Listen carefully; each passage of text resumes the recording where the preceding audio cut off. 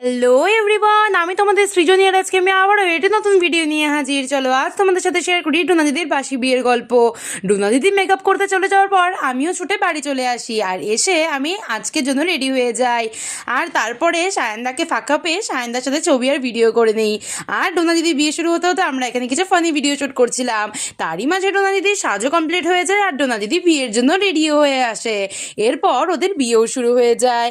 বিয়ের মাঝখানে বাবা মাকে বললাম চলো কিছু ছবি তুলে আসি, তাই আমরা ছবি তুলে নিলাম। তারপরে একটু ফাঁকা পেতেই আমরা খেতেও বসে পড়েছিলাম বাসি বিয়ের দিনের খাবার।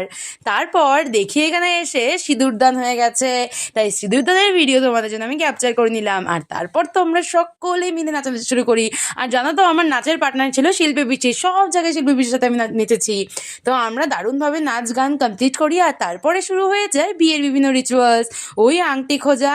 আর এরপরে এসে পৌঁছই সেই ঐতিহাসিক মুহূর্ত, অর্থাৎ এখানে বরকে তার বউকে তুলে পুকুর পার করতে হবে। এক কথায় বউয়ের ভার বর নিতে পারে কিনা সেটাই দেখার। আর সায়নদা তো এই পরীক্ষায় উত্তীর্ণ হয়ে গিয়েছিল। তারপরে ঘরে এসে আরও কিছু রিচুয়ালস কমপ্লিট হয়। আর এখানে যেন একটা রিচুয়ালস আমার খুব ভালো লেগেছে, সেটা হচ্ছে সায়নদা রাগ করে বসে থাকবে, ডোনা দিদিকে রাগ ভাঙাতে হবে। আবার ডোনা দিদি রাগ করে বসে থাকে, সায়নদাকে রাগ ভাঙাতে হবে। এই রিচুয়ালসটা আমার খুব ইউনিক লাগে, আমার তো দারুণ লেগেছিল এটা। যাই হোক, তারপরে কিছু রেস্ট করার পরে চলে আসে একটি কষ্টের মুহূর্ত, যেটা প্রত্যেকটি মেয়ের ক্ষেত্রে হয়ে থাকে বিদায়ের সময়। আর এই সময় বাবা মা যারা সবচেয়ে কাছে থেকে ছেড়ে তাদের সন্তানকে চলে যেতে হয়। আচ্ছা, এই নিয়মটা সবসময় মেয়েদের ক্ষেত্রে কেন অ্যাপ্লিকেবল হবে বলো তো?